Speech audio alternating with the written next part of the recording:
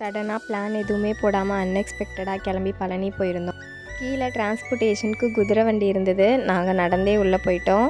சரி பசங்களுக்கு rope car பார்த்ததில்ல அப்படின்னு சொல்லிட்டு அதில் போகலான்னு சொல்லி கிட்டத்தட்ட 5 ஹவர்ஸ் அங்கேயே வெயிட் பண்ணி டிக்கெட் கவுண்டரில் நெக்ஸ்ட்டு டிக்கெட் எடுத்துகிட்டு தான் போனோம். பெர் ஹெட்டுக்கு 50 ருபீஸ் சார்ஜ் பண்ணாங்க.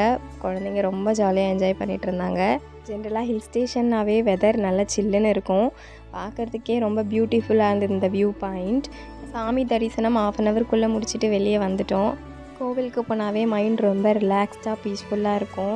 அதுவும் ஹில் ஸ்டேஷனில் இருக்க கோவில்னால் சொல்லவே வேணாம். பஞ்சாமிர்தம் புளியோகரைலாம் வாங்கி சாப்பிட்டுட்டு சரி வரும்போது விஞ்சில் வரலாம், தட் மீன்ஸ் ட்ரெயினில் வரலான்னு சொல்லி பார்த்தா அங்கேயும் டிக்கெட் கவுண்டரில் அகைன் ஒரு 4 ஹவர்ஸ் வெயிட் பண்ணுற மாதிரி இருந்தது.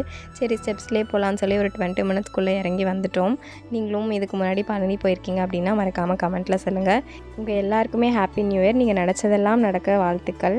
வீடியோ பிடிச்சிருந்தால் லைக் பண்ணுங்கள், சப்ஸ்கிரைப் பண்ணுங்கள். தேங்க்ஸ் ஃபார் வாட்சிங்.